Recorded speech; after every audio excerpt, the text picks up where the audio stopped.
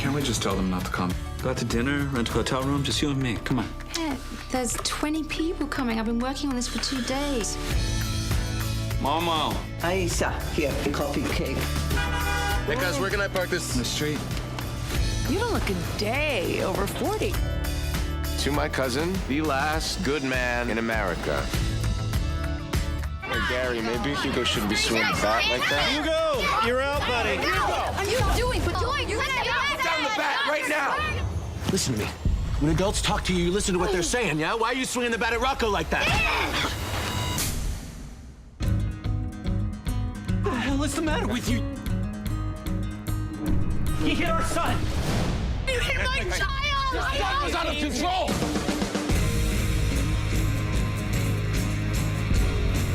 I can't believe he hit that little kid. I blame you! The brat deserved it. Not in front of the kids! Well, this one's not gonna go away. What am I supposed to do, huh? Fork is terrifying, isn't it? This is how people get scarred for life. I'm gonna put that maniac away. Lazy hippie. They're going to come after you.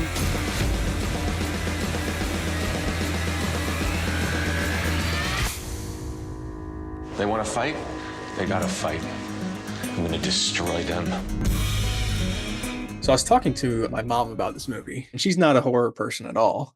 And I was trying to describe this movie, and it is funny just because that's a part of the movie as well, being like describing to somebody what a dog is while drawing a dog, whatever that line is. I fucked up. Someone who's never seen a dog from memory and Draw a dog or something. Yeah.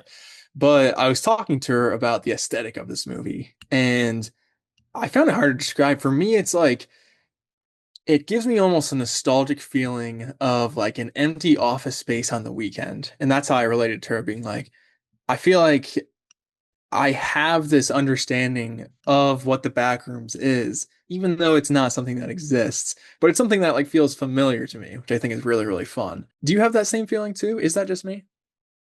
I think that is what the Backrooms really speaks to, and why it is kind of this idea that has in the last like 7 years become a cultural touchstone for so many people, because it feels like something you know about, something that is in the back of your head, in your dreams, in your real life, in that kind of weird space between what exists in reality and what you see on the internet and on screens and in the past. My background, which is the original Backrooms image that was shared online, like predates to this image that was taken in the early 2000s of like a antique store being cleaned out and remodeled.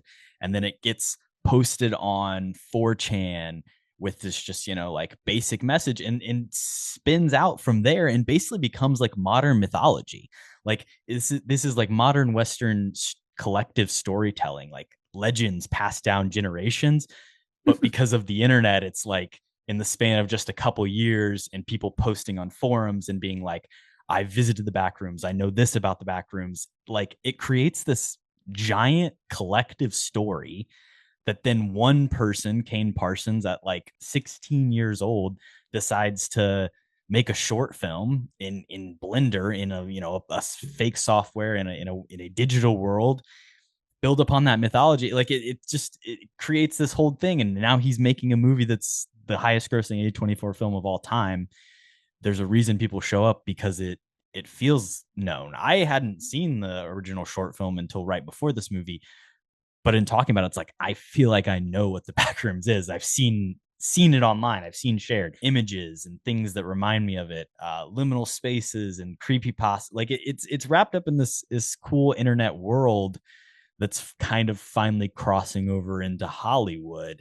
And it's something that I think is very hard to explain to a parent, especially like a person of our generation, explaining to like somebody your mom's age or my mom's age, what this thing actually is. But when you experience it, I think it does make sense. And I feel like, and I could be wrong, but almost everybody does have that similar feeling with it, which is really fun. And also why it did catch on and kind of become this big internet thing that obviously just blossomed. And yeah, it is crazy too that the kid directing this is so young. I think that's something to shout it off the bat as well. This movie, it is set in the 90s, and that's another just like kind of nostalgic thing. I feel like that people can pick up on and really relate to. And then, having it in the setting of this massive kind of local furniture store is another thing as well. That's, kind of just this dying breed and something engraved in like this time period. It's a great snapshot of this time period.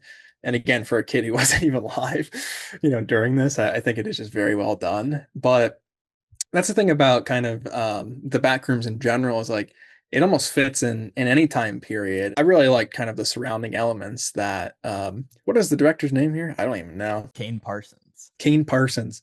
That's an okay name. Shout out Kane. That's a good name. But yeah, I think the kid it really did just an amazing job for his directorial debut. It's pretty cool that A24 trusted him to kind of take the reins on a project like this. Yeah, and the fact that it is blowing up at the box office is really cool to see. Neither of us picked it, for the summer box office, which would have been a really good pick. But I just think overall, like the vibe this movie gives is really cool. But everything kind of behind the camera, just the way that the Backrooms is shot in this film, I think is phenomenal. Yeah, all the technicals. We'll get into the acting too, which I mean, with this lead too, I'm gonna love it regardless of the movie. But I was just really impressed from Kane Parsons here. Directorial debut, not easy to do, and I thought he stuck the landing overall for sure. You mentioned this like dying furniture store, the era of the strip mall and the big box place that you can go to, and we've lived through the time of that disappearing and like becoming antique and relic and lost. And then you add in the like 90s VHS aesthetic of the video, and I think the best parts of this movie are the early things when it's like handheld, and it really feels like that original short film, just with a budget and with real production design and a real set. And I do think there maybe is something lost in the fact that like the original Backrooms was entirely built in Blender and like was a digital world that adds to the aesthetic of the uncanny valley nature of it, almost, where it's like this is almost real but it's not fully real. Am I in a video game? Am I awake? Am I asleep?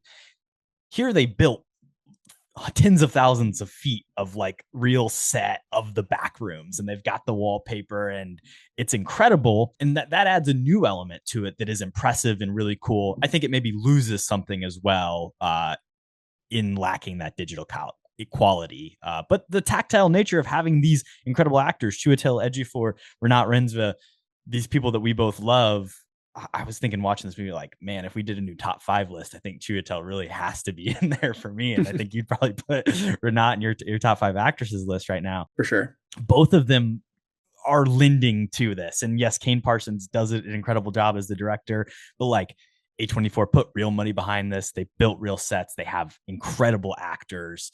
Duplass is in there as a producing partner. I hate the whole, this was ghost directed or somebody, he didn't do the job, but he was given a lot of incredible resources. Does Backrooms have to be Kane Parsons authored necessarily? I don't know, because it comes from this thing that he didn't write. Like it's a collective story that an anonymous user first came up with. There's a person out there who's alive who, could be a billionaire off this thing, that it was like that created this idea.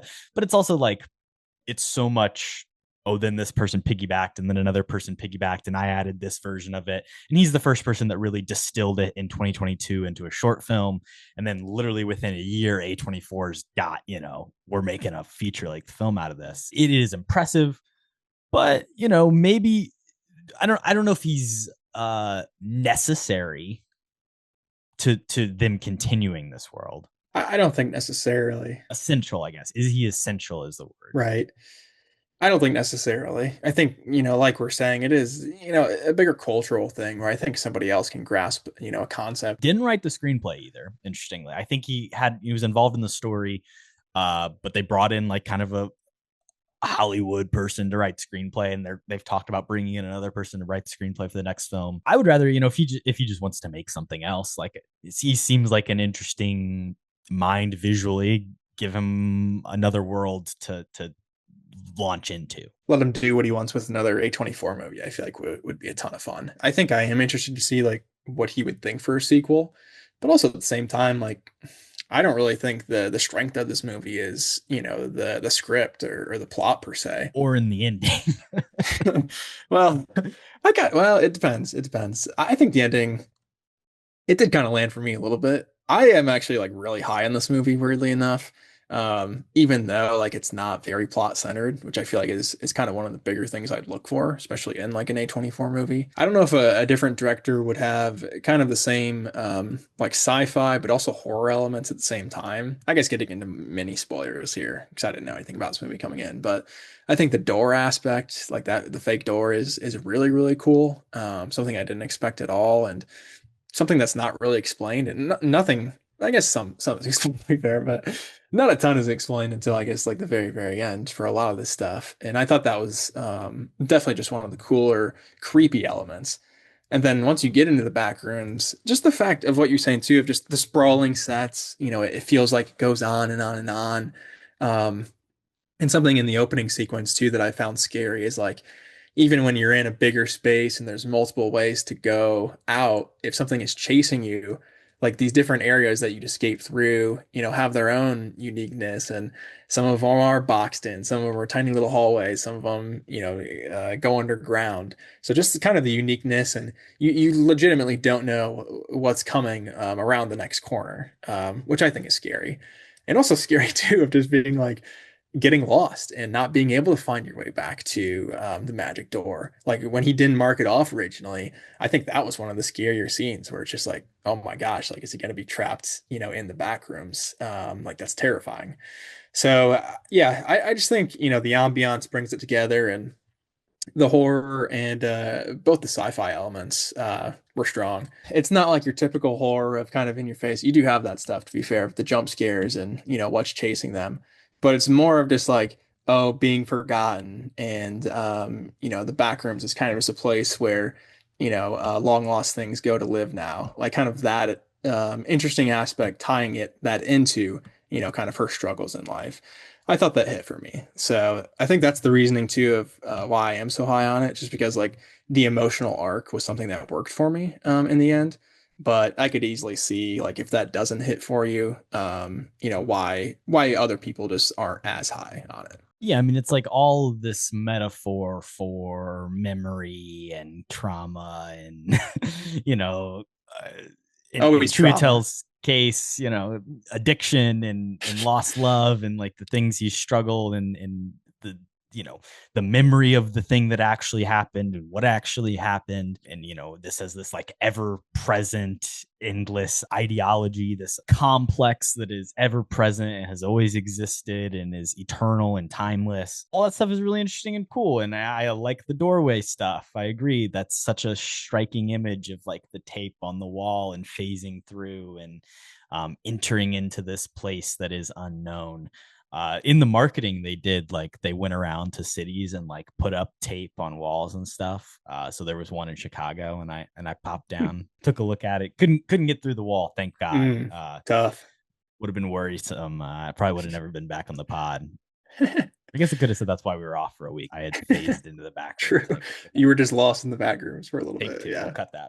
We're glad you're back. But yeah, I guess I missed that in the marketing too, because I didn't know anything about it. I want to say with Chewie, I mean, his performance is awesome in this. I think it is just him slowly losing it, kind of into madness, one of those performances. In the back rooms, it's kind of weird because his scenes when he brings in the other people in the store, like he's so calm, and especially too when Renat's there, he has changed completely. Like the back rooms have changed him, almost for better, like for him personally, but obviously just for his life as a whole, like much, much more negatively. And again, I think like once a lot is revealed, later on plot wise in the movie, it does slow down a little bit, but there's a couple of great, just like one-on-one scenes with Renat and Chewie where, I mean, they're just eating up the scenery. Like it is just phenomenal acting. So again, I mean, going back to the direction for, a kid making his debut, I think getting, just insane performances out of a couple of obviously, very, very talented actors, it is something worth noting too. That's not easy to do. I feel like he could have taken too much control or vice versa. So the fact that those scenes were just nailed, and I was just mesmerized every time like they were on screen having a conversation. Yeah, and here we are. Like now we've got directors making $100 million movies that are years younger than us. So we failed. We reached that point in our life. It comes for us all. Finally, yeah. Listen, it's been a couple years where some of our favorite athletes are younger than us. We've had to deal with that. True. But now when it's the directors, it hits different. Yeah. 20 years old, man. Like, come on, fuck you, basically. That's my thought. I mean, it's an impressive thing, being in the room and just directing those actors. Somebody, Chiwetel's been in fucking Best Picture winning films, been in, incredible stuff. Renat has had this incredible run of Oscar success as of late in nominations, and this is literally her first movie that she's appearing in after Sentimental Value, crashing into American audiences. His faces, as she's been around in A Different Man and Worst Person in the World, but I feel like Sentimental Value is this time when like she became, everyone is talking about this actress, and rightfully so, because she's incredible in that movie, and she is great in this movie as well. Chiwetel, that thing where you said, it's like, it seems like everything's going well for him, but there's also this insanity under the surface. And his eyes, man, in this movie and on the main movie we're going to talk about today, like there's just some incredible eye acting from him. He's been in, underserved, I think, in a lot of films and not given the chance to shine. I think this is a really cool role for him to really be at the center of it. I love the first hour 15 of this movie. I think once she, goes into the back rooms, which is expected and needs to happen for the story, then things aren't as interesting to me. And it's the thing of, this works incredibly well as a short film with when questions aren't answered, and when you start to try to even give you a little bit of an answer to a question, you're just like, it loses some of the magic. And it's a movie, so we can't just be like, well, there can't be any answers and there can't be an ending, because then that would be frustrating. But right, you have to find that balancing point. And I really enjoyed this film at the end of the day. The ending is less my favorite when you get into the async suck and Mark Duplass shows up, and they're trying to get more Laurie on you. I like our boy Robert Bobrovsky reprising his role as a creepy guy once in Alien Isolation, and now in this film doing some movie monster magic, 7'7" or whatever the fuck he is. Again, like I remember seeing this kid in videos, like, oh, you won't believe this middle schooler who's 6 feet tall and dunking on kids, and then he's gonna be in the NBA. You knew this guy was never gonna be in the NBA, but now he's Fede Alvarez. Let's bring this guy in, put him in a suit, and he'll play the child of half alien, half human hybrid, or whatever the fuck happens at the end of that movie. And then in this one, he'll play this creepy pirate, liminal monster, horror figure, Slenderman-esque kind of character. It's interesting. what a life. I mean, good for him. Yeah, it is cool, because it's just like, who are these roles made for other than somebody massive, in scale and size? So I think it helps, being that tall. My love for Dave Bautista, and I think this is a similar type of love for you with this guy. What's his name again? Rob something? I don't even know what it is. Robert Bobrovsky, 7'7". 7'7". That's up there. That's taller than Edie. So that's pretty crazy. Pirate Clark in this film. Yeah, and I think he does have a good role. I think that role is effective. I agree too. It's kind of what you're saying with once Renat enters, it does feel different. I think, like, even going back to the opening scene, like you were talking about with the found footage stuff, like I thought that was super effective. And then once Chewie's in there with the other two people, they kind of go back to that handheld camera. So I thought that was super effective. But then, yeah, once Renat comes in and kind of a lot is revealed. Also at the end, it's kind of like, I don't even know where the hell we're at. Like, it's like we're in another warehouse that's the exact same. It's fucking confusing. But I do think overall, like I said, with the Duplass stuff, I kind of agree too. Like, kind of unnecessary, but just like that ending moment does kind of hit for me with Renat's character arc. So it probably should be. I was almost gonna give this movie a 4.5 stars, and I was like, nah, I just can't do it. So it's a 4 star. It probably should be a 3.5, but I think just like the over blinding nostalgia for some reason of the Backrooms, I just love. The nostalgia. It's an insane like A24, 1v1 from Renat and Chewie. And yeah, I think Chewie should get more. But like you said, I feel like a lot of his filmography is supporting, which is unfortunate. But he's getting older. He's paid his dues. So I'm hoping this kind of has a little bit of a resurgence for his career too, in leading roles, because I think he could easily have an Oscar or two in his future. It has to be stated, like, the insane success of this film at the box office. It is made $220 million worldwide as of recording. And then also, like, at the same time, you have the movie Obsession that has now made like $234 million worldwide and has been this huge hit.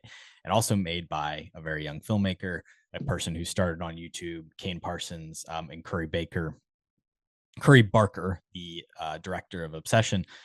They're not, YouTubers necessarily. They're not like the fucking Markiplier made a movie and that was very successful, but that's kind of a different thing when it's Kane Parsons or Curry Barker or even your fucking Raka Raka boys.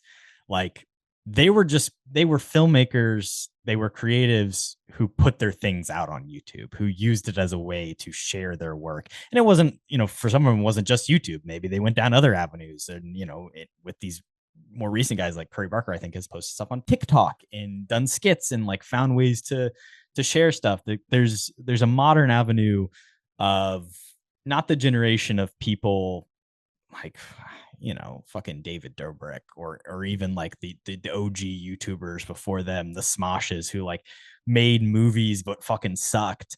Like, this is like actual people who just used YouTube in a different sort of way to catapult to real now mainstream success.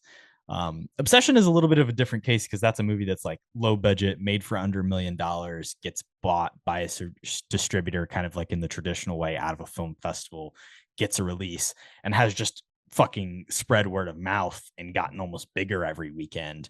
Backrooms had the IP, quote unquote, of the like you said, the nostalgia of the Backrooms. Is this a legacy sequel? Yeah, I think it is technically.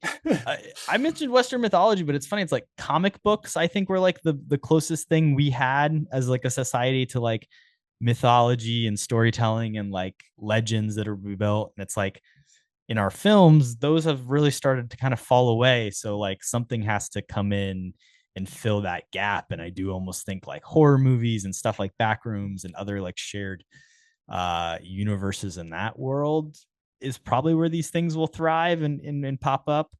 In 3,000 years, will people look at the Backrooms as the story of the Minotaur and a guy in a maze? Like, it will have the collective legacy of the Odyssey? Will it be our great story that lasts, or will it be fucking Iron Man? I don't know.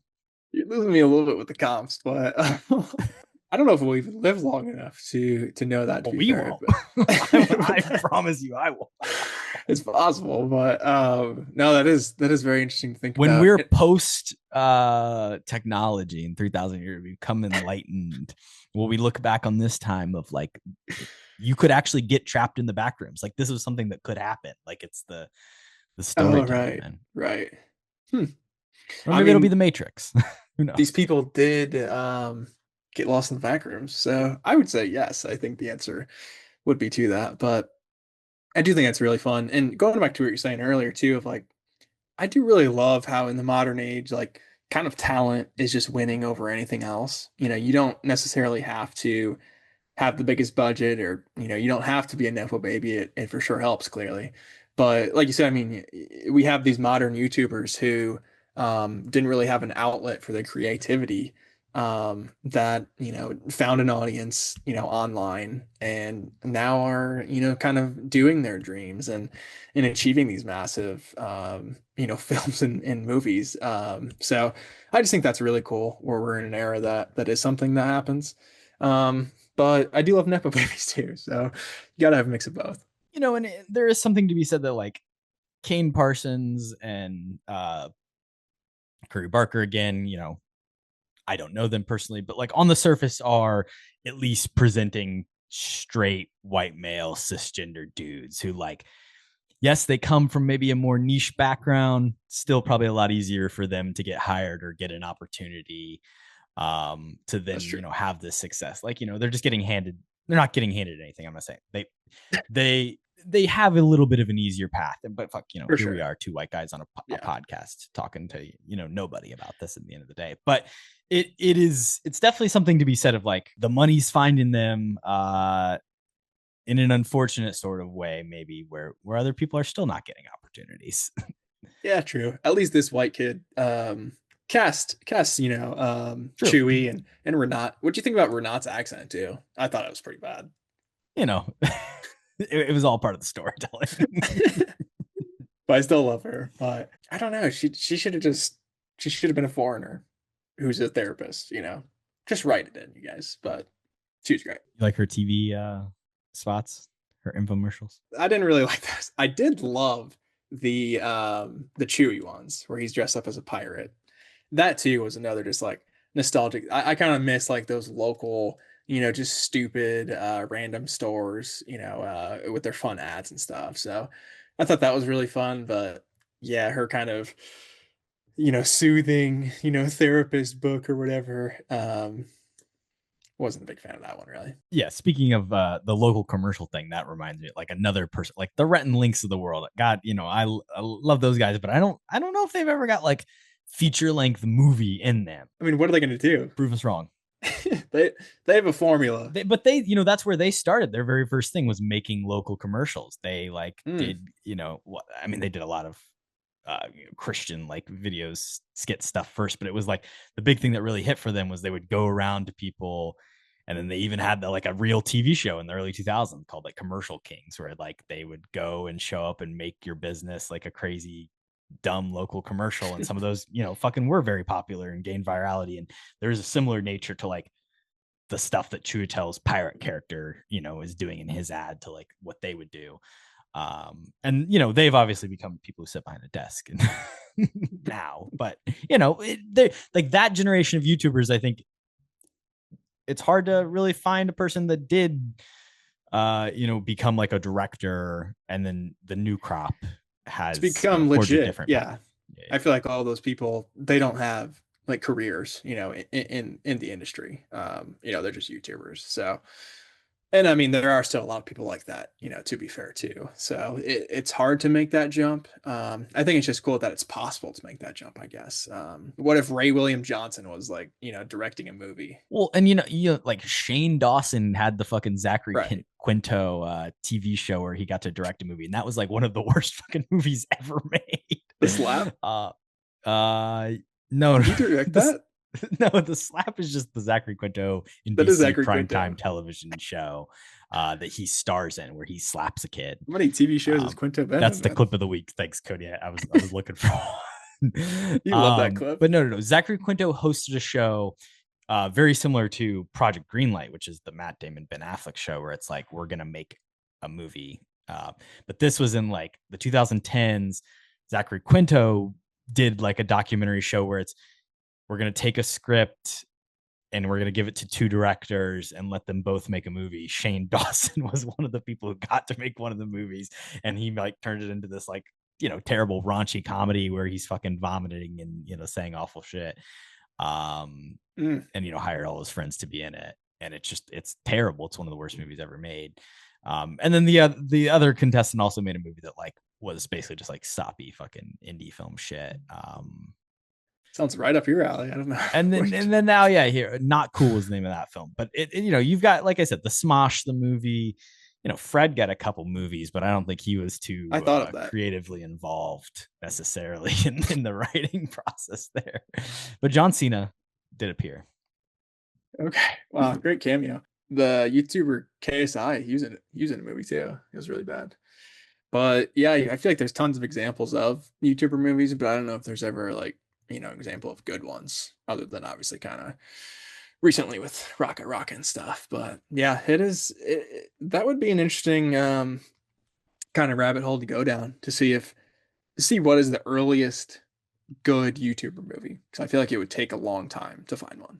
I think it's just Fred. It is probably just Fred. That's the good one. You know, Troye Sivan was on YouTube and he got to play young Logan in X-Men. So, but he hasn't directed. That's like the worst. It's one of the worst movies in histories, but he was good in it. Great primal Wolverine scream for the first great performance from a YouTuber. Yeah, I would think. Talk to me. That would be my guess for the earliest good one. I wouldn't think there'd be any earlier, but I could be wrong. You know what's a great example here in my quick internet Googling? 8th Grade, Bo Burnham. Yeah, but I don't like that movie. But yeah, that's fair. That was earlier. Obviously a lot That's more just like stripped down. Yeah. We should do an episode on that, but weird movie. It's okay. But I would wonder how much I would love it. It's like that Girl Scout documentary that we were talking about, but it's like if it wasn't a documentary and it's just like, oh, let's make it as awkward as possible. It's a very awkward movie. He captures awkwardness, and you know, Bo Burnham, hit or miss for me. Not a big inside head, but I think I haven't seen it. 8th Grade's an impressive debut. Going back to our man Chiwetel Ejiofor, he is the reason for the episode today. And, you know, he's in this film this year. Very exciting. He is going to be in Children of Blood and Bone, which is a adaptation of a novel directed by Gina Prince Bythewood, coming out early next year. I think like January or February. A big ensemble cast of like incredible actors. You've got, I think we've maybe talked about it, but you've got Cynthia Erivo, Damson Idris, Amanda Stellberg, Idris Elba is going to be in this movie. Regina King, Viola Davis. Oh, right. Wow, that's a great cast. Damson and Idris together. That's the Woman King, Gina Prince Bythewood's last film was not a huge success. Met with, you know, meh. But this is like a huge book series, like deep lore, fantastical world with like, you know, African history like baked into it and in this world building.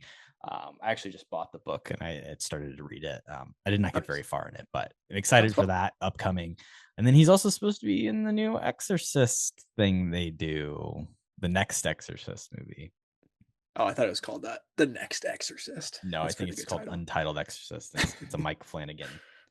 Oh, right. Sure. Well, Flanagan, I mean, how many movies is this guy attached to? His name has like been kind of removed from Clayface. He's, I think, only got a story credit now. His screenplay is not the main creative source anymore. Interesting. Hopefully that's good. I'm a little worried about that.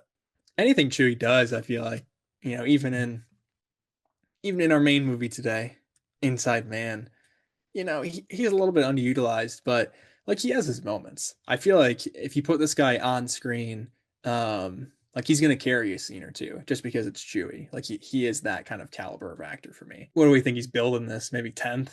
Does he get the and? I don't think so. Probably Christopher Plummer for sure. Maybe Chewie's got the width. I could see it.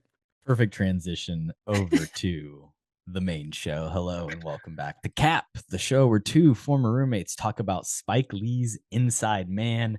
I'm Korbin Zvokel. He's Kody Webb. It's our first Spike Lee film. It's our first Denzel film. We did do some Gladiator 2 talk, I think. True. Technically, but full coverage for either of those guys. Not our first Chiwetel. We have done The Martian. We're big fans, of course. Another film where he is not the main guy and is further down on the list. But looking at the billing, it goes Denzel Washington, Clive Owen, and Jodie Foster all above the title. So they're all before Inside Man. And then Christopher Plummer, Willem Dafoe, Chiwetel Ejiofor. I forgot about Dafoe. In credit block. Okay. So he's 6, you know, but he's not the end or the width. I think that's respectable. Willem, yeah. Also, shout out Willem. I love that guy. We'll just start right there because I don't really care. But this movie does not give Willem enough to do, unfortunately. I do think that this movie is an interesting one, just because from a technical standpoint, you know, you brought up Spike Lee. I think obviously he's a very, very good director, I would say personally. And I think this movie is just well directed. Like it's interestingly shot. It's definitely an interesting take on a heist movie, I would say for sure. But at the same time, like from a story perspective, I just don't think it's that interesting. if we're being honest and, kind of skipping all the way to the end, but not much really happens in this movie, which is kind of interesting. For like a heist, it's like a bank robbing movie. That's the premise, right? So there's a ton of stuff to talk about, which I think will be fun, but it's definitely kind of a mixed bag for me. And I think you might just be a little bit bigger fan of this movie if I am correct there. You mentioned Chiwetel underserved, Willem Dafoe maybe a little underserved. They're kind of side dressing in this movie.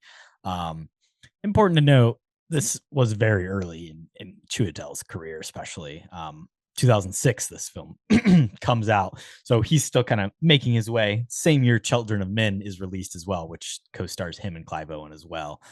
So kind of a fun, dual pairing in the That's year weird. 06. Yeah, that's very cool. We're going to talk Children of Men on this podcast one day. Incredible movie as well. But I really do like this movie a lot. And I think there is a lot of just little details of things that are happening on the screen. It's a really interesting heist to me, where it goes from beginning to end and it kind of lays out everything to you a little bit in the opening moments. And then you get things recontextualized throughout the story. And it's just an actor showcase where it's, yes, even in the small roles, Defoe with maybe like 20 lines in the entire thing, Chiwetel with a little bit more as, the second fiddle to Denzel. People like, Ken Lung and James Ransone and, the others in the crew. And of course, Clive Owen is the main big bad. Like, I think they all add so much depth to the scenery, and it feels like a real New York movie. It feels like set in a very specific time and place. And that's the stuff that I think Spike Lee is always, really great at doing. Him and Denzel, I think is always going to be a lot of fun. Denzel kind of gets to just do whatever he wants in this movie. His performance in this is literally just, I'm going to say the wildest shit. I'm going to be smiling, charismatic, and never fucking flapped. And it's a reason he's one of the greats, He gets to cook for, 2 hours of this movie and, go head to head with Clive Owen and as well as Jodie Foster in a lot of scenes. Yeah. No, I think the cast as a whole for sure, especially that lead trio, are all phenomenal. Like you said, I mean, Denzel, he is just having fun, I feel like, in this role. And the role is kind of made for that too, of, kind of his backstory is his last case. There was like over 100K just went missing. Like it's still out there, and like he's under investigation. So he's kind of in the doghouse. So he has the like guy that, who was supposed to be there to lead the hostage right. crisis is on vacation. So they're just like, oh, That's the only reason. Yeah, that's the only reason he's even involved. So I think like having that, and of course, the classic Denzel of, that charisma and, he's got the girl, of course, waiting for him to get back to. So I feel like you have his classic character tropes, and then pairing him with Chewie, kind of just their duo as, I think Denzel is more of the bad cop, kind of the crazy cop to Chewie's good cop. So I think their combination too, works in the movie. And then from there, I mean, it's kind of just Denzel, showing down, like you said, with Clive Owen and with Jodie Foster. I think all of their one-on-one scenes are pretty interesting. Probably the most interesting stuff in the movie, to be fair. But along with that too, just like the way that it's shot, with those one-on-one scenes specifically, I think is really well done. There's a dope scene with Jodie Foster and Denzel where he does the spinning 360 shot of just them having an intense conversation that I really, really loved. So like I said, a lot of stuff with the technicals are great, and I think the performances are bang on as well. Probably my favorite part of the movie is that it starts with you on one side of things, and then by the end of it, you're rooting for a different character, and it flips your expectations of whose side you're on and who's in the right and who's the bad guy and who's the real good lie. And it's very much representative of like our real society and how, there's a lot of fucking dirty money at the top. And realistically, if you're a billionaire or a millionaire or really any sort of wealthy person, you probably gained that wealth through the exploitation of somebody else's labor, through the exploitation of, another country, a young person, or even, if it's a person here in America, just like capitalism at the end of the day is always fucking screwing somebody over.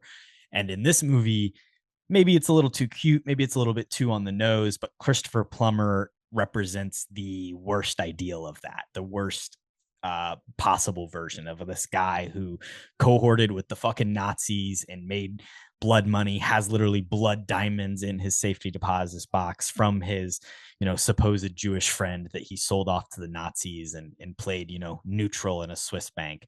I think that stuff is obviously extremely relevant at the time and, still is today.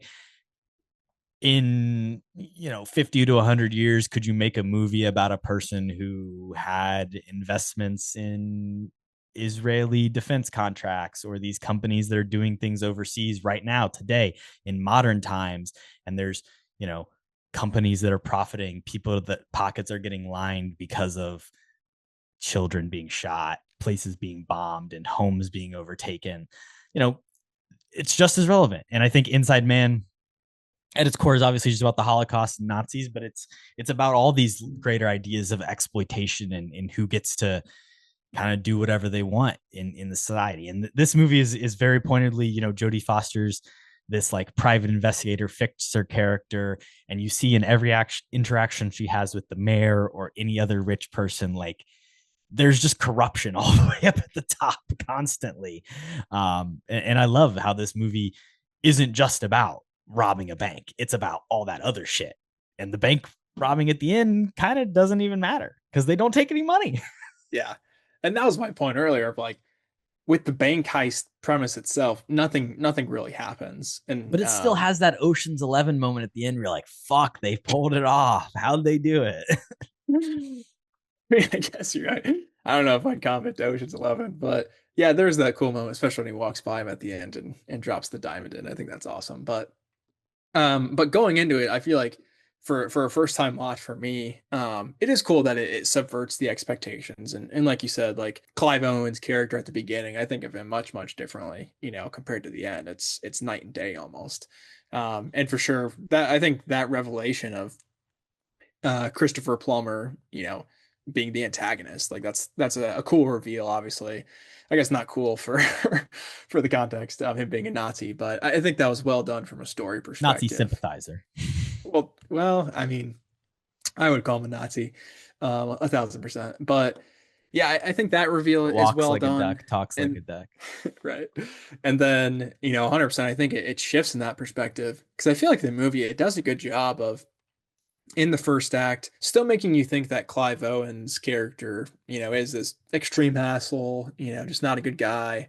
But there are very cool moments, specifically his interactions with, some of the hostages. And I love this one scene that he has with one of the kids who's a hostage.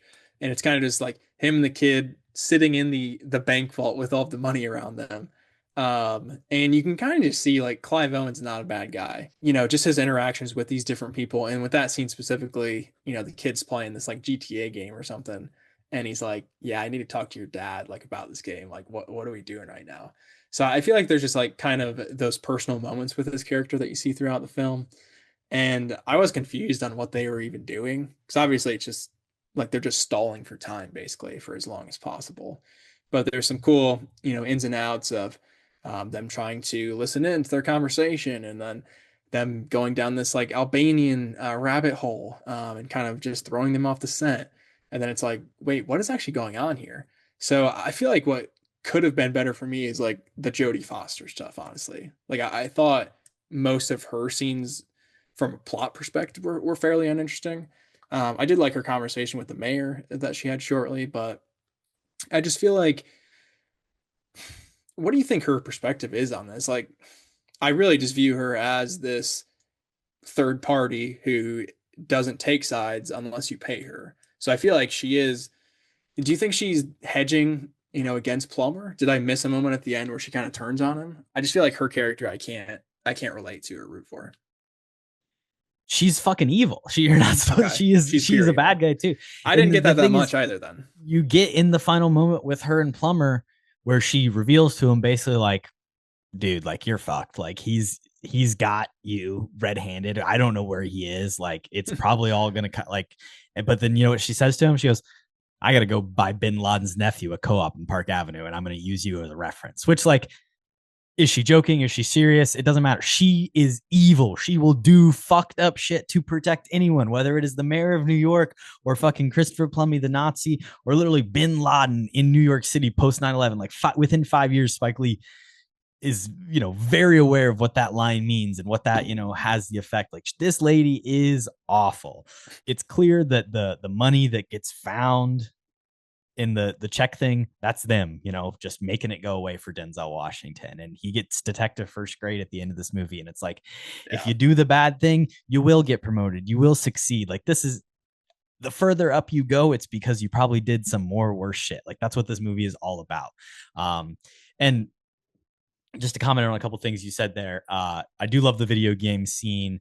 It's not a real video game, but it's like Spike Lee had an animation company make this thing, and it's called Gangstas is Genocide. Is like this fake game, and that's Spike, maybe being a little bit of an old head and just being like, kids these days playing the violent video games. And listen, he is right. Like, this is, in stuff like GTA or these other video games, it often is just taking like the black characters and turning them purely into stereotypes, and now he's making this game that's like, we're gonna sell this to kids, and it's you're jacking cars and you're selling crack and you're making money because of it. But that also works as an incredible character building moment, like you said, for Clive Owen very early on. And if you watch this movie, I implore you to rewatch it, in a couple months, because once you have the perspective of, okay, what am I watching for? What's their plan this whole time? You begin to pick up on all these moments of like, he really never does anything bad. He doesn't actually hurt anybody that bad. All the people that they're pulling into other rooms and beating the shit out of or messing with, it's actually people that were in on the crime. The guns, they're fucking toy guns. They couldn't have shot anybody if they wanted to. It's a fake, squib in the head when they blow the guy's head off. He's sweet and sentimental to the kid and lets him have his, video game. Everything that they do is not that bad, actually. Like, they are kind of, in the end, the heroes of the movies, the heroes of this film. You learn that, yeah, they are stalling and most of the shit doesn't matter, but that's kind of the brilliance of what they're doing. They're playing this a wild goose chase, and you get to see, all these interactions from the perspective of the good guys who are pulling off the impossible. The good guys robbing the bank. Yeah, I do think, with the fake guns and stuff, I think that is a really fun scene when Denzel is like, I want to come in and look at the hostages. So you kind of have more of that 1v1, protagonistic feel. And then he does a really interesting thing of like, he does attack Clive Owen. Like, he tries to prompt him to fight him or shoot him or do whatever. And Clive doesn't do it. So I feel like Denzel did catch on pretty early that this is not, like a terrible group who's here to hurt people and stuff like that. So I thought that was a cool little detail in hindsight. And yeah, when like the execution, I guess if you want to call it that, happened, for me, I didn't buy it as real just because of the other character stuff we saw with Clive already. So that was a good guess on my end. But I guess that is kind of like the one moment where it's like, oh wow, like these guys are bad guys, on your first watch, which is cool. But just like going back to the end result, it's like, so what did these guys actually do? So they have beef on Plummer. They took the proof that, he's from Nazi money, and then they took, the diamonds. So I guess they have some money. But I mean, he hung out, in a makeshift room for a week. I wanted to say too, the opening, I don't really like for some reason. Just like Clive staring into the camera and being like, I pulled off the perfect heist. It's like, okay, dude, like, you're not that cool. I don't know, just like talking into the camera like that. It's just, like, I don't think that happens again for the rest of the movie. So I feel like that's just a weird way to start it. And yeah, other than him walking right by Denzel at the end, which is really cool. I don't know. It just seems like a lot of work for not that much. I feel like it could have been achieved differently, just a little bit sneakier. Versus this big public, we're holding up the bank, kind of that style. So obviously very much thought out, but I'm definitely questioning the plan. The thing that I like is that it's Denzel and Clive Owen head to head with each other. There's this mutual respect. Yeah. And in the end, the decision he make is, the decision he makes is to leave the ring behind for Denzel to find. Specifically, he says it's in good hands. He'll know what to do with it. He's gonna, follow through on this, follow the ring. And it's, maybe it's like Heat in that way, where it's like you've got these two actors who, maybe they're going against each other, but they do kind of respect each other. There is this unspoken thing. And every good heist movie needs that. So, Clive Owen and Denzel for me definitely pull that off.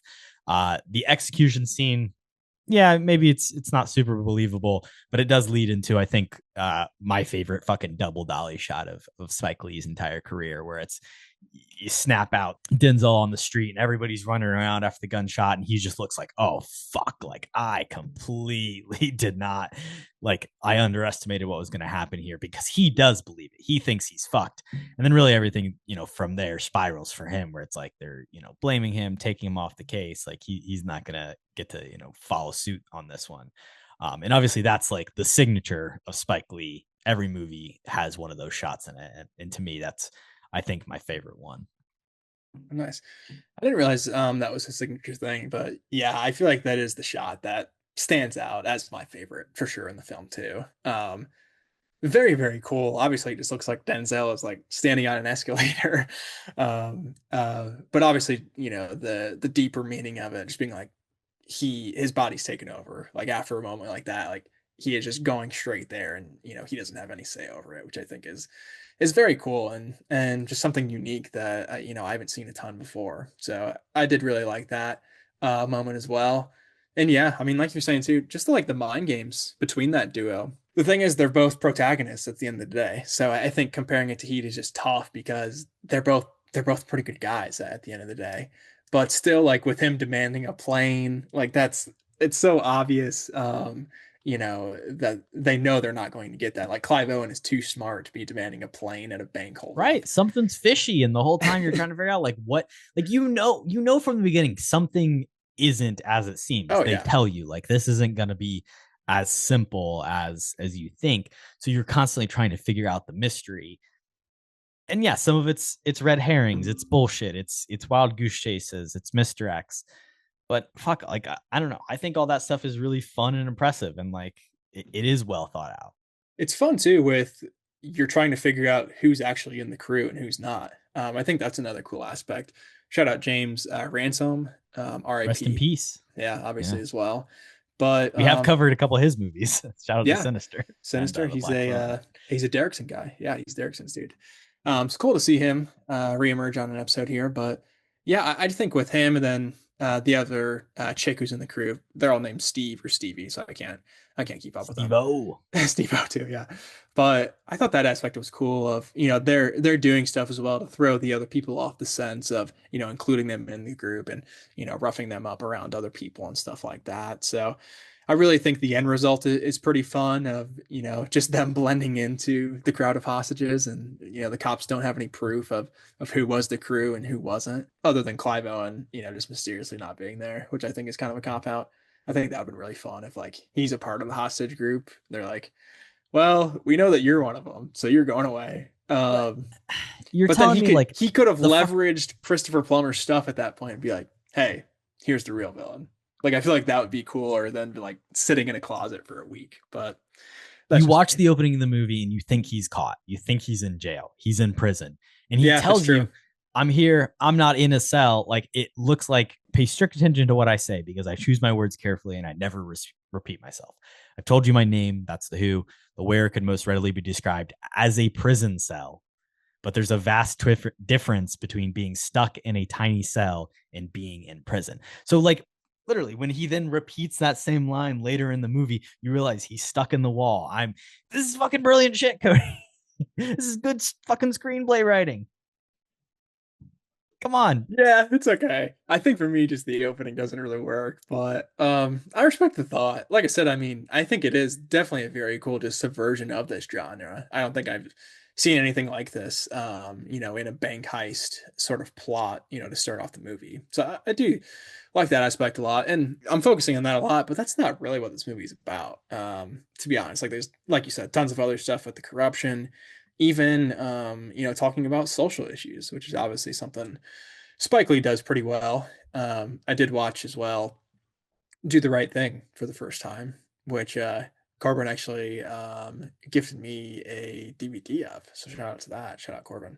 So I do have some physical media, not the only one, but there was a moment when they're like releasing some of the hostages that I thought was actually, it was kind of powerful with the Arab guy, where they're just like really roughing this guy up like crazy. He's not Arab. They call him an Arab. He's a That's Sikh. what they call him. He's an Indian man. Oh, that's right. Yeah, the Sikh guy. Shout out.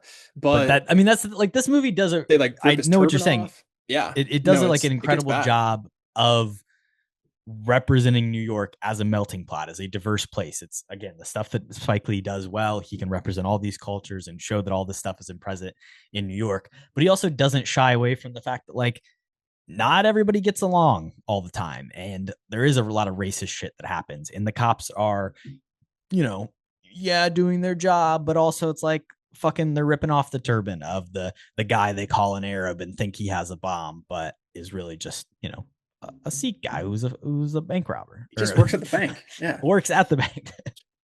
He might be in on it, to be fair. Well, yeah, that's the thing. You know, he very well could have been, as any of these people could have been. They don't do a good job of really interrogating anybody after that fact.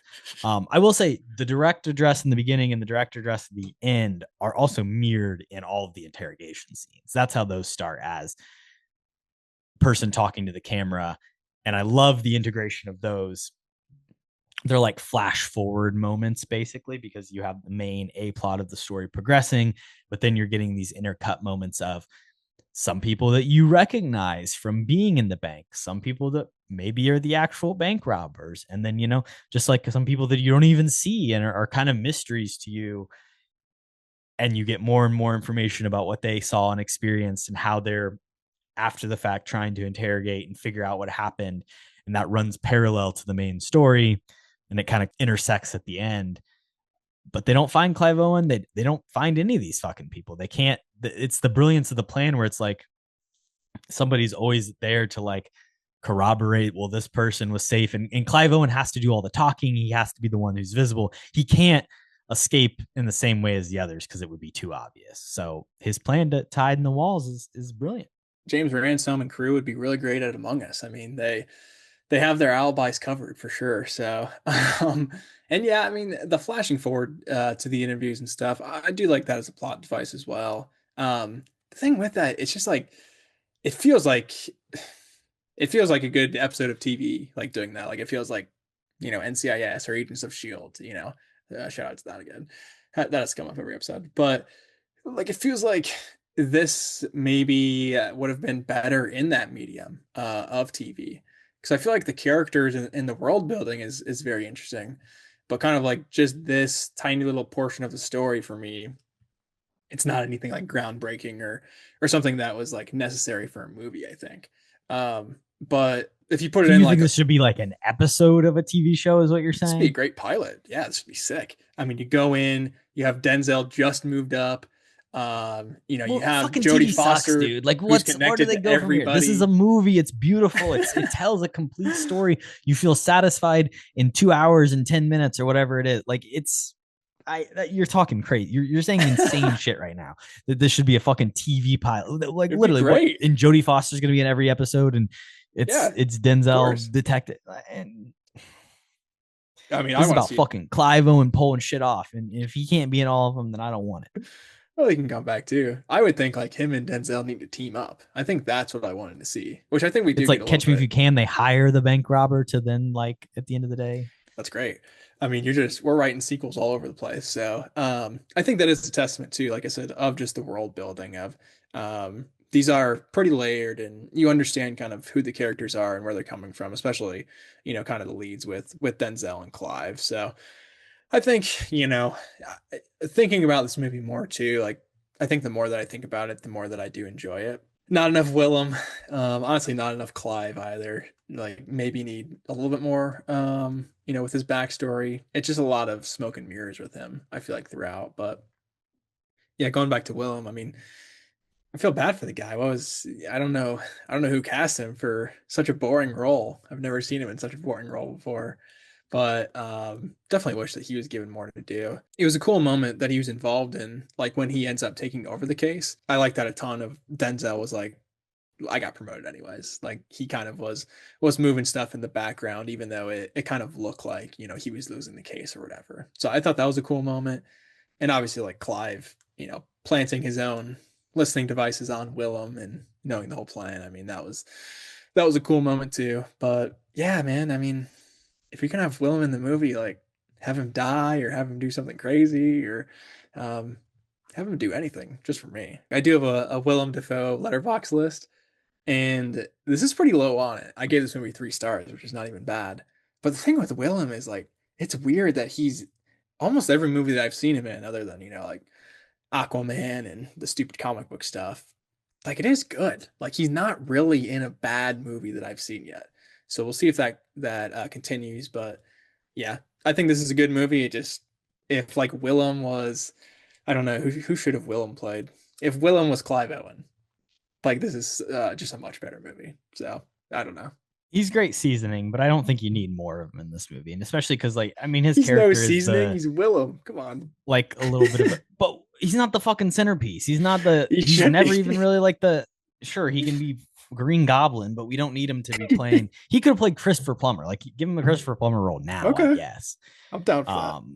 But he's fine as the, you know, like kind of racist cop, like who's Right. he's like playing like the fucking, I don't know, Alec Baldwin role in The Departed is the equivalent, and that's fine. Like, and he adds a lot of interesting layers to this character, and he makes it what, you know, could be a lot more two-dimensional and boring more in depth. So just be happy he's in the fucking movie. I am, but give him more to do, man. What are we doing? Embarrassing.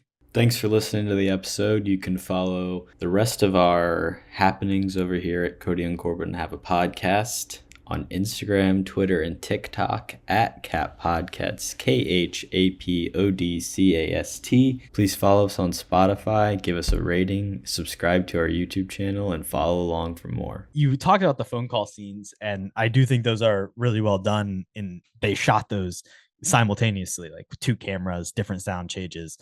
Denzel, you're on one in the phone, Clive Owen, we're going to let you talk, like going back and forth with each other. And you can really feel that. And then all the interrogation stuff. This movie shot by Matthew Libatique. Shot a couple movies for Spike Lee now at this point. Also, you know, shot like Requiem for a Dream. Does that gritty New York feel to it. This movie shot on film. The interrogation scenes, they like have this like bleach bypass look to them to kind of stand out, and all the colors to kind of muddle together.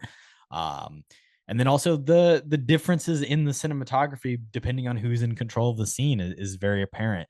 Basically everything with Denzel and on the streets with the cops is like handheld. It's running around. It's very shaky.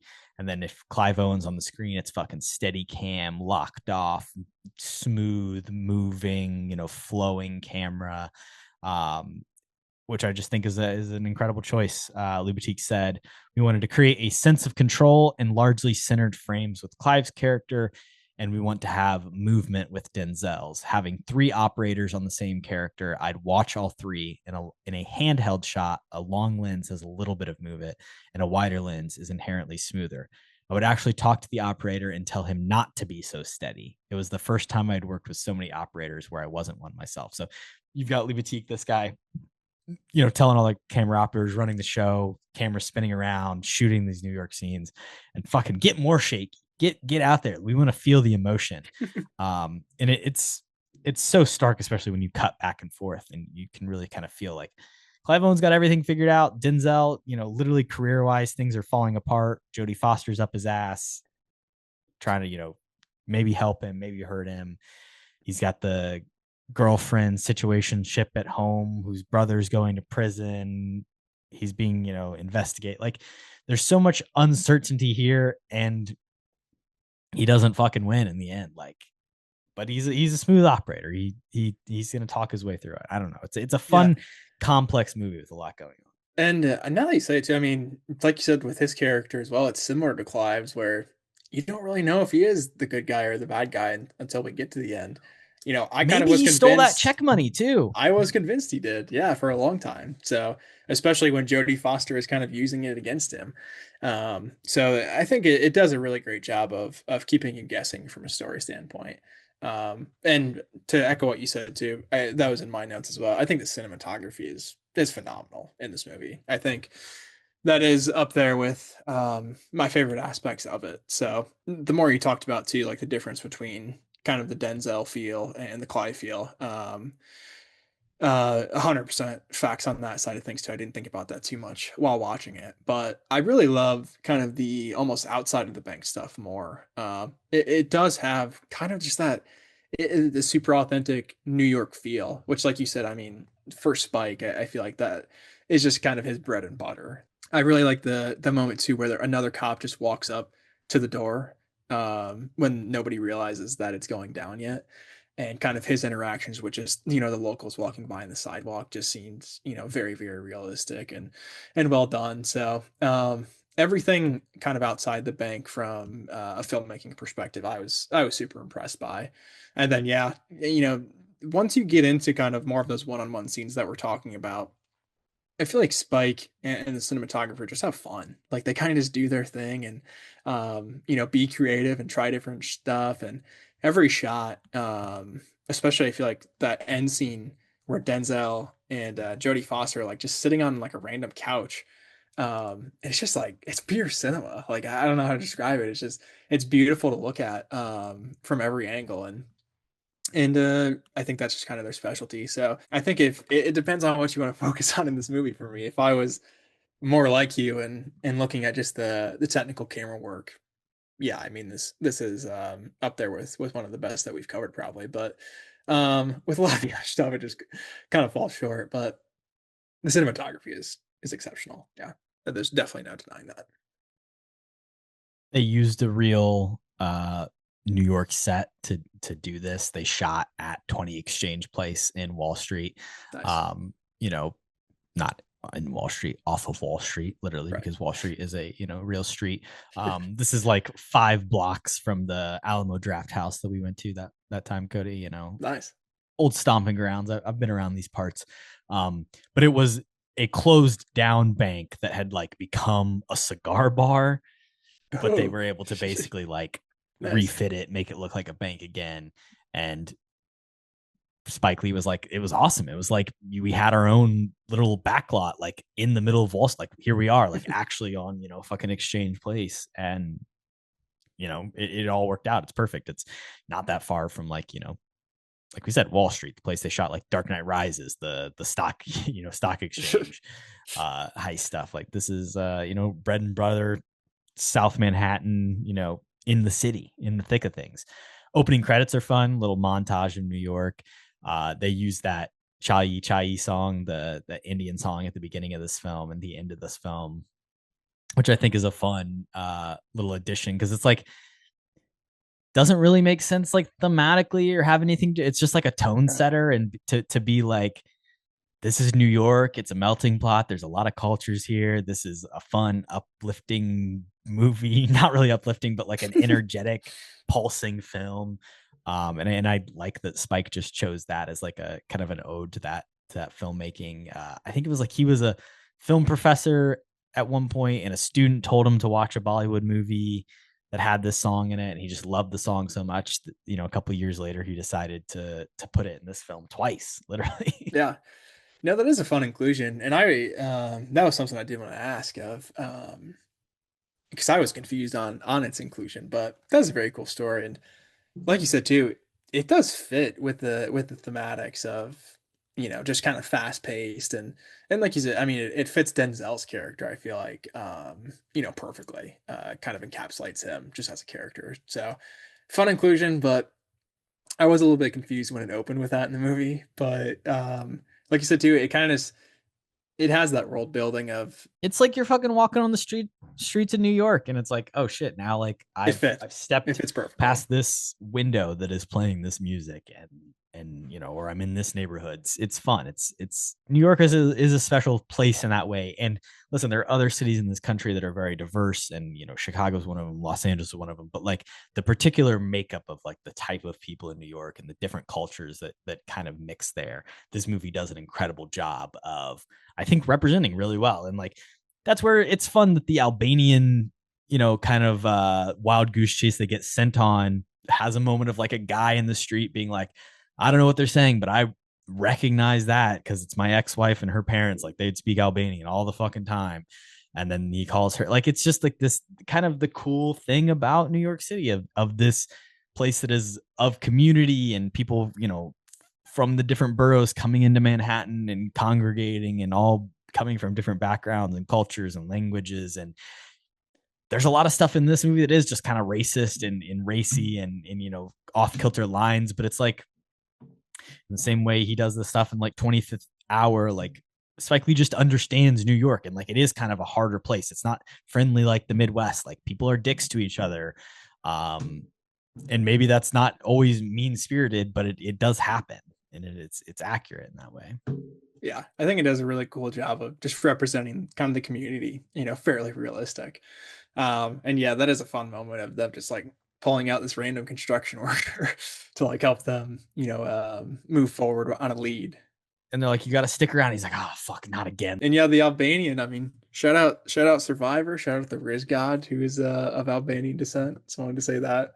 Fun overlap there with season 50, but that was a fun scene too, where like again, it does just feel like you're thrown into the real world of, oh, you have to call your ex-wife in, and what's that interaction going to be? And she knows instantly what it is, but she doesn't want to play her cards because she wants something from it. So I feel like it just does it really does a good job of showing how everybody has an angle in the world today, and you're not going to get anything kind of easy in the city as well. Like everything is going to require a lot of work just to do something small. So kind of just the effort behind the scenes with the cops of the investigation, I thought was a cool aspect, especially when they did include just locals or the hostages that they brought out, and kind of their interpersonal, but also just their experiences as a whole kind of shaping the city. So I do think it's a cool world building movie too. Each hostage has,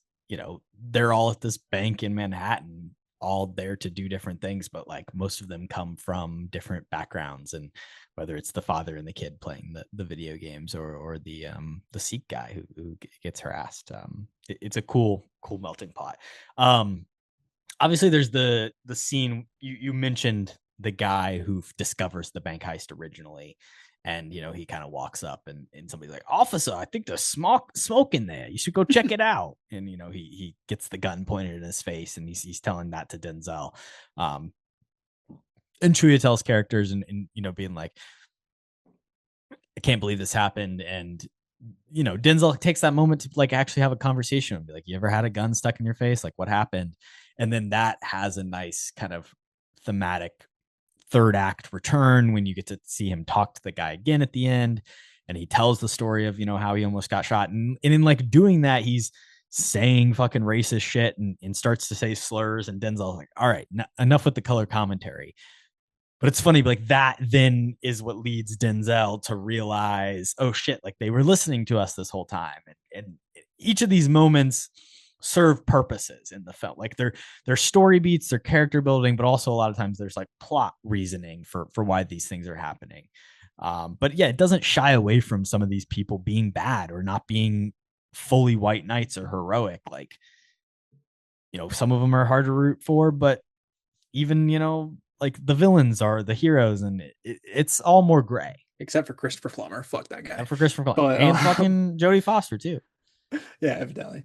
But yeah, I did like the tail end of that conversation too with that specific cop of like him finishing the story of he only got one time where there was a gun stuck in his face and he was this kid, and the end result was like, yeah, he got shot. I didn't do anything. Like, yeah, I'm not going to shoot a kid. So it's like you still see to the core like this is still a decent human being, even though he's not like the cop in Die Hard. Right. fortunately. But even though, he has these obvious flaws of, like you said, just being an asshole and, saying slurs and being kind of racist, like he is still kind of a decent guy at heart, which I feel like is kind of the core of New York a little bit. Right. And like, does this movie maybe do a little bit too much in the favor of the NYPD of, like, could they have solved Well, sure, this? they're corrupt at least, but that's, and in the end, like, they don't fucking really fit. Like, they kind of make out as kind of with their tail between their legs. They don't know what happened, and it's only really Denzel. Happened, to be fair, so. Right, but only Denzel wants to follow up and be like, "This is suspicious," and he's basically being told, like, just sweep it under the rug. Like, our hands are clean. I don't know. Like, it's better to just forget about this because it'll, not involve. Well, if anything, they're in the wrong because they roughed up some of these hostages for no reason. Definitely. But yeah, I thought that aspect of it, I don't know if this is bad to say, but I kind of agree with the police department stance. Let's just forget about it. Nothing happened that they're aware of. Obviously, they don't know the digging and, Clive bunkered out. So it's like, yeah, somebody held up these people and then fake executed somebody. Did anything else happen? That was it. So I guess time, free pizza went by. There was what? I don't know, 24 hours, 18 hours. Sometime they kidnapped some people for. Hostages were held. So I guess that's not lawful. But I don't know. It's just kind of a weird gray area thing in a movie like this where it's like, yeah, I mean, they didn't really do anything that illegal. Sure, they held hostages and fed them pizza, and they wanted a plane. But I feel like, from a police perspective, with the crap that they would normally deal with in a movie like this, it's like, that's chump change. Like nothing even happened. So I don't know. I think maybe just my expectations going in with the premise, affects that.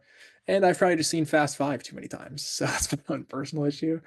But a fun subversion of the genre, but at the same time, like, give me something more, I feel like. No heist movie can fool you, is what you're saying. That's definitely not true. I was fooled a lot in this movie. Clive, man, he's got the perfect plan. He said it from the start, and I didn't believe him. But a lot of digging. There's a lot of digging involved with the plan. So I'm not sure if it was that impressive, really, in hindsight. I think my only, like, real bump up is just like, how did somebody not notice that room was smaller? Like, all these people go back to work and they're like, why is this wall fucking 6 feet closer than it was? They build a whole fake wall and they lose some square footage. I don't know. I'm saying I might notice.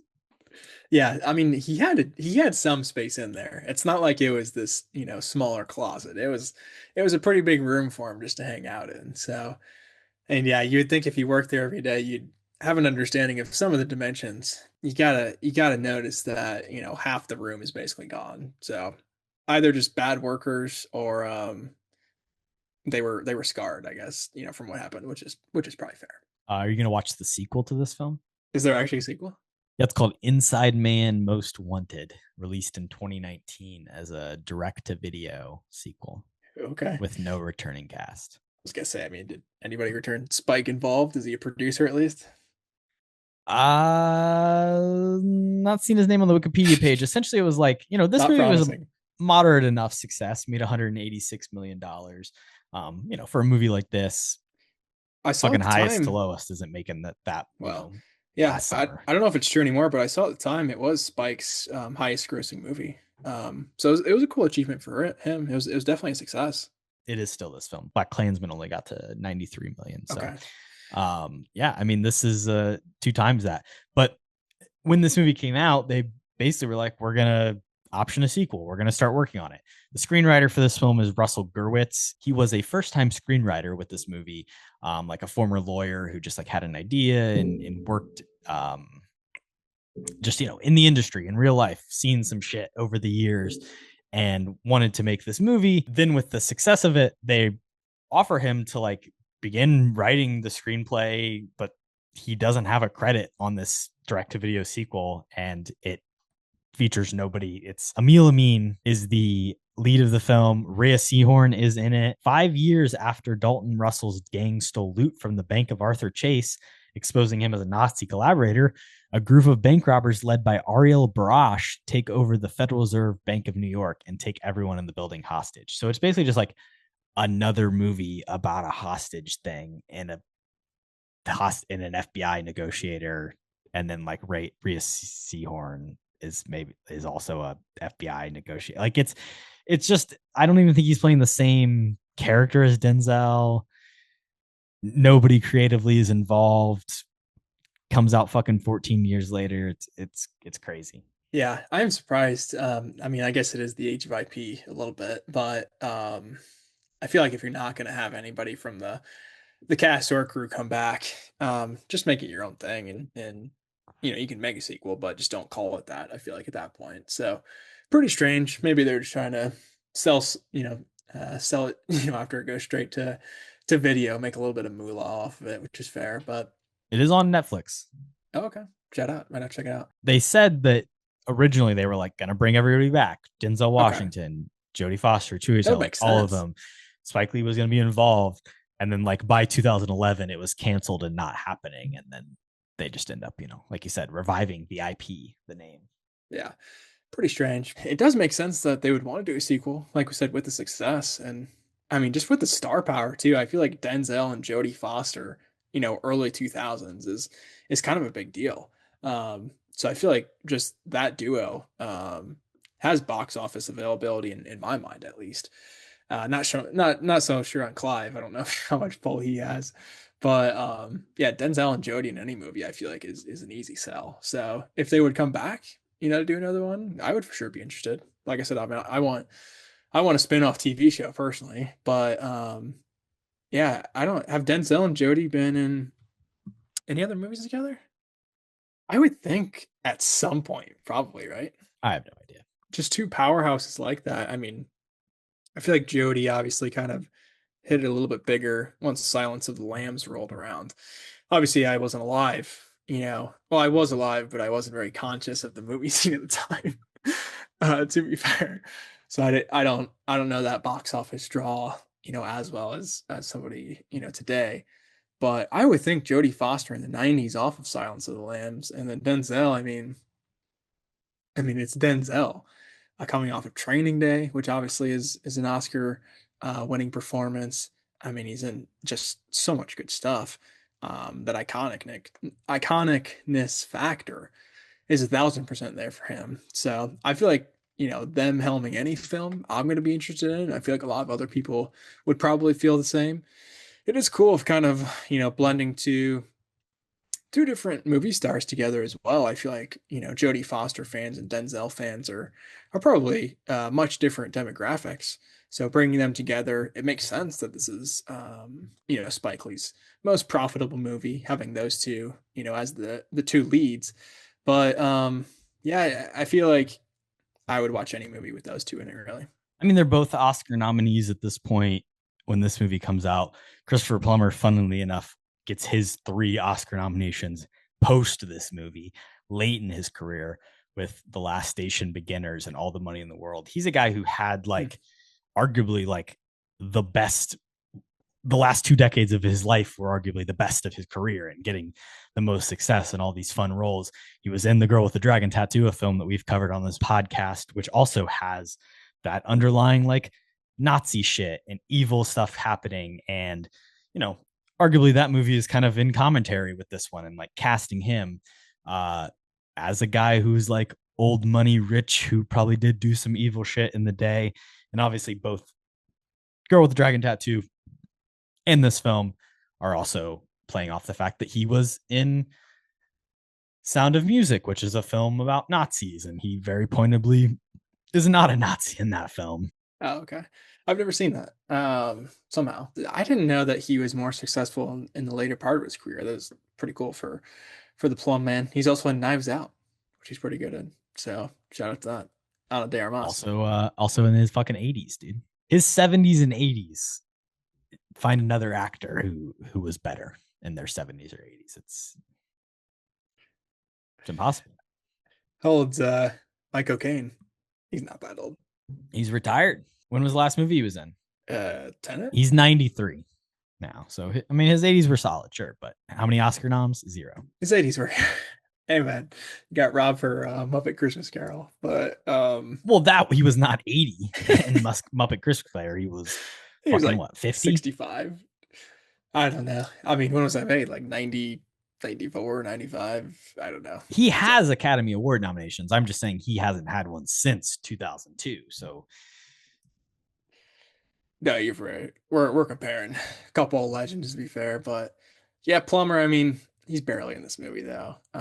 92 for I like Christmas Carol. So okay, that a was little earlier. 34 years ago. So yeah, he would have been fucking 59. No, that was pretty close. But yeah, Plumber. I mean, I feel like with the girl with the dragon tattoo as well. I don't remember his role being that substantial in that. But yeah, I mean, in this movie, he's not super prevalent. You know, his stuff I think does work. You know, just with obviously, you know, you hating him once you kind of figure out the info. But I do wish there was maybe a little bit more resolution too of like, you know, what Clive is doing with this information and this guy's going down. But I guess that is more realistic too to kind of, you know, leave it up in the air and, you know, you're probably never going to take down this guy anyways, even, you know, no matter what you do. So maybe it's just kind of more of a commentary on the corruption and, you know, even if you have the means or the proof, you know, of evil, it's hard to utilize it effectively. So maybe it's kind of a little bit just commenting on that too. The film, as I mentioned, was like a spec script this guy wrote, first time screenwriter. It was originally supposed to be a Ron Howard film. He's the one who like was attached to direct it, loved the script. Russell Crowe is like, hey, come direct me in some other movie. So he has to leave the project. And then Spike Lee basically gets hired. It's like a for hire gig of like, hey, we have the script, want you to come in and do it. And then he adds, I feel like, so much layers to it. And you obviously get Denzel with him. Going back to Willem, in the IMDb trivia, they say that Willem and Spike Lee ran into each other in a bathroom at like a performance of Julius Caesar on stage. And Spike Lee was like, man, we should do a movie together.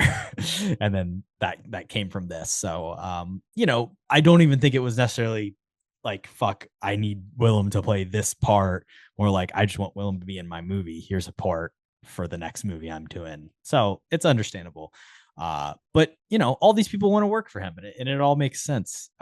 It's just such a good casting. Like if you read it on paper, Denzel Washington, Clive Owen, Jodie Foster, Christopher Plummer, Willem Dafoe, Chiwetel Ejiofor, like that is such a fucking heavy lineup, even if some of them don't get to do as much. Yeah. No, and that does surprise me too that kind of Spike wasn't attached from the beginning, just because his fingerprints are just all over. Like it feels so strongly his film when you're watching it. And like you said, I mean, the star power like wants to work with him, you know, because of that pedigree. So um, yeah, I think top to bottom, like from a direction standpoint, it is very impressive, and the cast that he got along with it is absolutely banging. So um, definitely a lot of positives for this flick. There's so many fun lines in this movie, just like quotes, like so much great stuff to write down. The fact that Denzel and his girlfriend just keep calling his dick Big Willie and the twins, that's insane. But shout out to them. Glad they're having fun, having a good time. There's the bit when they realize that the Albanian stuff is all kind of just a trick. And Denzel's like, last time I got my Johnson pulled that good, it cost me $5. And Defoe, in his best moment of the entire movie, gives him this look that is like, what the fuck? One, two, where could I get my Johnson pulled for that amount of money? And then responds, $5.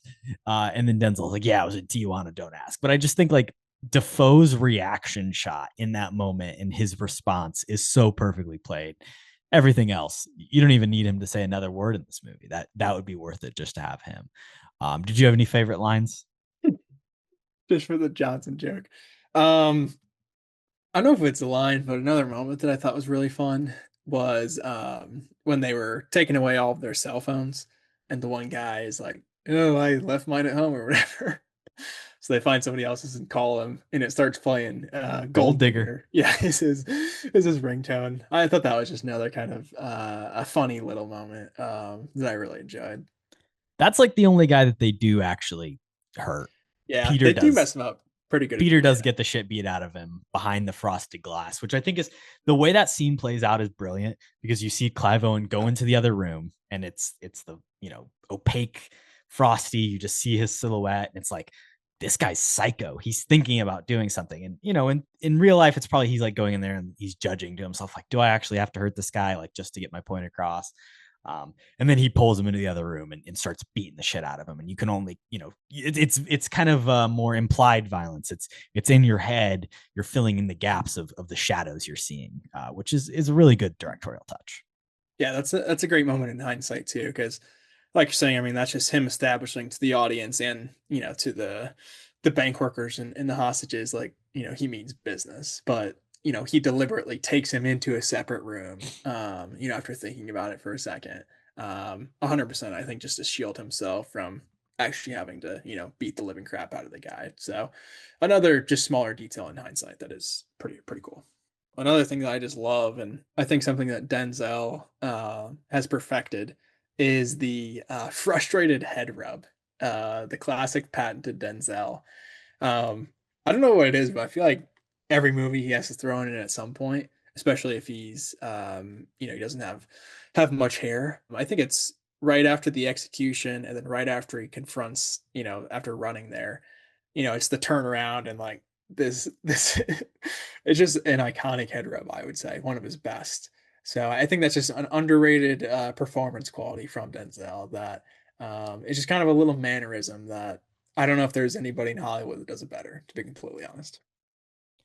And his fits in this film are all just incredible. True. He That does white not suit at the end. Oh, so good. He doesn't really look like a detective necessarily. Like, it is kind of maybe like Denzel just wanted to wear whatever wardrobe. But he's rocking incredible fedora for most the early half of the film, which leads to another one of the great lines when he barges in on the mayor and Jodie Foster's conversation. And the waiter's like, "Oh, can I take your hat, sir?" He's like, "No, you cannot. Get your own." Because this is my fucking hat. And then, like you said, the white suit with the bow tie at the end, just fucking serving looks, dude. Iconic. Yeah. And I was gonna say it too, because I think maybe the fedora look does play into that story aspect of, he didn't think he was going to be doing anything. So he's not dressed kind of for the job, really. He's just dressed to sit at a desk all week. So I thought that was another just fun element of maybe he's like a little bit underdressed for the job at the beginning. But obviously once he, works his way up and gets the new suit on, I feel like he kind of is in his evolved state at that point of, kind of his character progression and just his more confident self, which is cool. Another kind of one-off thing that just, feels very New York is one of the hostages like, "I had Met tickets tonight and Pedro was pitching." Yeah. And then another guy's like, "Oh, they were going to lose anyways." Yeah. I always love the baseball reference, but that was a fun one too that I liked a lot. Pedro Martinez in 2005 had a pretty good season. He was an all-star. This was set in the year 2005, released in 2006. Online, it says it was set in August 2005. I don't know how accurate that is, but he had 6 starts in August of 2005. He went 1-3, 39 innings pitched, 3.46 ERA, Still 33 strikeouts. Not his best August, I would say, for sure. Not much run support with the win-loss, but I'll take a 3.5 ERA from a starter. I mean, how old is he? 5. Like, he's definitely obviously not in his prime anymore on the Mets. So I'd say age 33 season for a pitcher. I mean, a couple years from retirement. Crazy old, but for the tail end of his career, I'd say that's still a pretty good August. That's that's nearing the end of the season too. So that's first season as a Met. That's when everything's hurting in the backstretch. So not terrible, but he probably lost. The Mets probably lost it. It seems like, unless it was that one night. They were third in the NL East that year, so tough sledding. Not much better this year. 05, anything good happened in that year, Cody? I don't think so, right? 05. I think a team in Chicago did okay, but yeah, maybe. Shout out Bobby Jenks, R.I.P. I really like all the scenes with the mayor. They're a lot of fun. This guy feels really slimy, especially every time Jodie Foster is just like bending his arm behind his back. It's clear he owes her so many favors, and this is supposedly gonna make them even, but he's gonna have to pull all these strings to make it so that she can kind of go in and do whatever she wants. I think Spike Lee knows some people. I think there's some real people out there like this, in our society that have way too much power. Yeah, he might be playing off some real life things there. But yeah, I did think that seems interesting just because, I mean, it seems like, obviously Jodie Foster has something went down. I guess I don't know if that was explained in some throw off lines, but there's definitely some backstory stuff there where it's like a lot of dirt and, the amount of, leeway she gets in this position where she doesn't really have any sort of authority or reason to be there. It's like, yeah, she's got a lot of dirt on this guy. So I did think that aspect, yeah, showing the deeper corruption, showing that not the only antagonistic force, in life or in this movie is, the Nazi Christopher Plummer. Obviously, that's the most obvious, but past that, there's tons of other factors of corruption in the city, and if this is the mayor, I mean, geez, just everything below it is probably even messier. So I don't know. I feel like maybe if that was delved on more, again, I just feel like Jodie Foster was maybe underutilized, even though she is third build, but give her more scenes, give her more backstory. There is the good reveal of the magic pen recording device that Denzel had used against her. That's kind of like a Chekhov's gun, where the tech lady for the NYPD at the beginning is like, oh, by the way, we have this thing, click it and you'll record for 30 minutes. And then at the end, he's like, hey, I got this recording of you saying all this awful shit. Fun device. Again, maybe some of the stuff gets a little too cute with it and is a little too neat at the end of it, but he's a smart cop. He catches Jodie. He could blackmail her too. She's not the only one that knows. I say I feel like that's the best way to deal with a blackmailer is blackmail them. So it's fight them with their own fight fire with man. fire, man. Yeah, dog eat dog world. The ring in the movie is a real Cartier ring that Cartier let them use, worth $1.5 million. Okay, I thought you were gonna say billion, but no, that was a impressive diamond. So I think that'll probably work for an engagement ring. But yeah, that's a big boy. 1.5 million is no joke. Chiwetel, I got a shout out again. Like I said before, great acting with his eyes, especially in this movie. He has some incredible scenes where he's looking at boobs and not looking at boobs and trying to stare at breasts, and just like the cuts up close to his face of him like struggling back and forth is really funny. And then there's other times, there's another like moment where they cut super close to him, just like giving reactions to stuff like Denzel saying. And then there's the scene like where they're fighting with Arthur Chase, and it like cuts to him looking at him just like right at the end. It's like, this guy's fucking disgusting. And yeah, that's why you hire all these actors who, maybe don't have as many lines or don't get as many moments, but they're going to kill every single one they're in. He's not even given dialogue a lot with these scenes. Like, he doesn't check out as an actor when it could be so easy to do that. So props to him. And I think that's why he is, just consistently great in everything.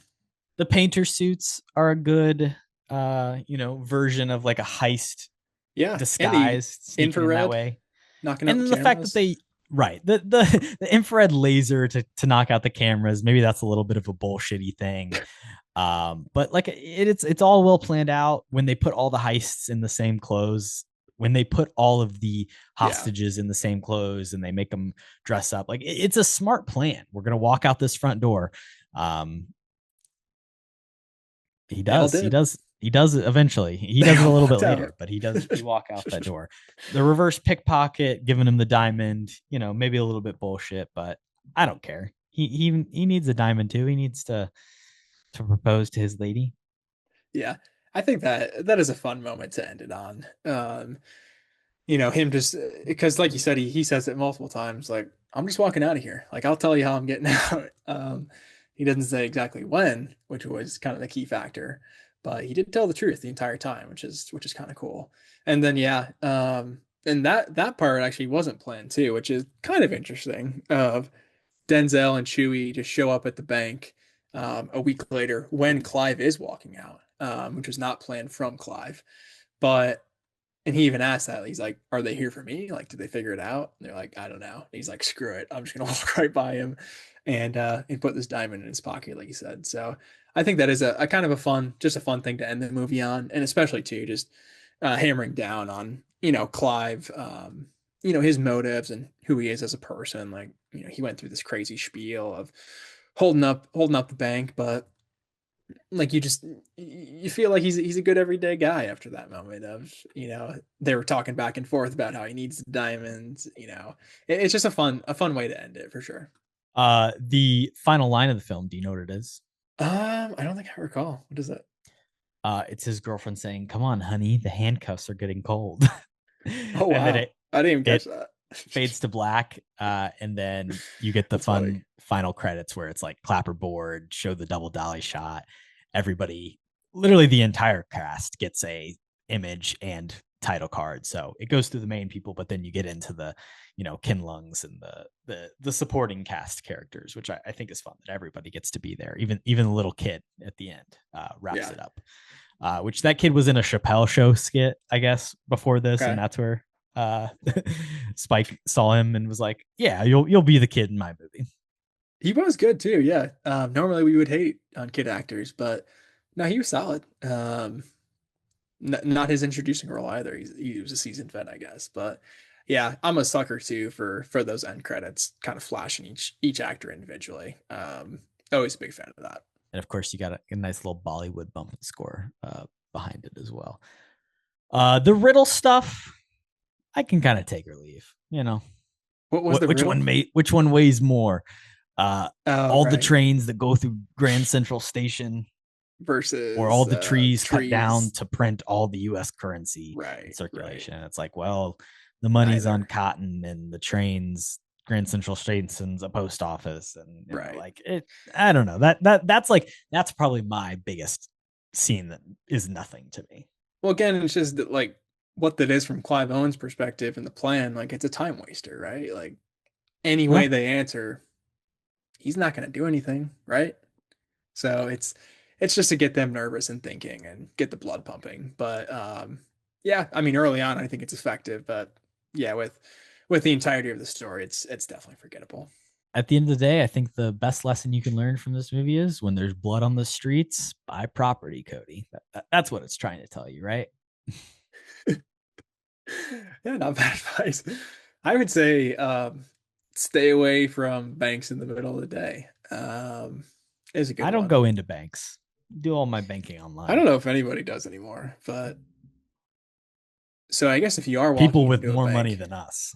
well, I guess you need to have money to go into the bank, but I guess maybe most people who walk into banks these days are robbing them. Maybe that's just the new culture. So I don't know. We should just show up at one and see what happens. Not a bad idea. Maybe we can make that happen. We'll do a podcast live from a bank, bank robbery. I'm sure they'd love that. Or we hold everyone hostage for our podcast, but then we don't commit any laws, so they just let us go, right? That's what I learned from this movie. I mean, yeah, that's as long as we don't. I learned that use kidnapping fake is guns. okay, and you can fake execute someone, and there's no consequences. So that's something. But don't do war crimes, because the mayor will get a phone number for the war crime office in DC, and you will have to call and let them know Oh, that you've done a war crime. So think about that. Any final thoughts? final thoughts. I will reiterate again. I think maybe my rating is a little bit harsh. I think the more that I think and the more that I talk through this movie, the more that I do enjoy it. And there's kind of the details, elevate it to a different level, I think. So I'm a fan of Spike. I think I'm going to try to watch a few more of his that I haven't seen. My next one up, I think I do want to watch He Got Game with Ray Allen is in it. So yeah, we'll stay tuned for that. But it was my first watch of Do the Right Thing, which I really enjoyed as well. So yeah, just getting into my Spike bag. The next game for us tonight, so we'll see if Spike is happy after that home performance. But yeah, I think he's a really good filmmaker. So enjoyed this episode, and we'll enjoy watching more of his stuff for sure. I think when you rewatch this film, it will go up for you in rating. Maybe it won't go as high as I like it, but I think you will appreciate it more. And at the end of the day, like you take all of the like thematic storytelling elements that obviously interest me and connect with the kind of ideas that the ways that I see the world. Take all that away, it's still just an incredible Denzel performance, but where he's just saying stuff like, that thing you're sucking on, it's not a pina colada. Like, he's just having so much fun with every line, and it's movie star shit. And Clive Owen is an interesting guy where it's like, he's less of a movie star, but he's a great actor and he's an interesting face. And he's not had a career like Denzel Washington by any means, but he's fucking holding his own in this film. Yeah, I do like that dichotomy a lot too, of just completely different actors, in their style. But yeah, Denzel and a character like this, like you said, I mean, I think I'm on board. I think everybody's on board with just seeing him have fun like this and go all out. So Clive, not so much. Children of Men is great, but he's okay. He's no Denzel. Next week on the pod, it's time to disclose the truth. We're going to be talking Disclosure Day and something. So stay tuned for that. We'll see what the main flick is, but Disclosure Day incoming. It's out this weekend, man. You excited, Spielberg? I am. I mean, I love Blunt. I love O'Connor. I think the cast is great. The trailers were kind of hit or miss for me, but I trust Stevie. So we'll see how it goes. But sci-fi, Steven Spielberg. You did a little bit of you watched something, Spielberg. What did you just watch? Yeah, I watched a few. I watched Close Encounters of the Third Kind for the first time. And 10-10 too, right? Didn't you watch 10-10? Yeah, 10-10. 10-10's okay. It is very interesting just how they filmed it. It is pretty insane. And it's decent. It's just a kid's movie. But Close Encounters, I did enjoy a lot too. Richard Dreyfuss, obviously, the lead. And, once you get to the third act of that movie, it's just visually just nothing really that I've seen on film before. So super cool. I did rewatch Ready Player One as well, which I like. I mostly rewatched it for Ben Mendelsohn more than anything else. But yeah, I have been trying to watch more of his filmography.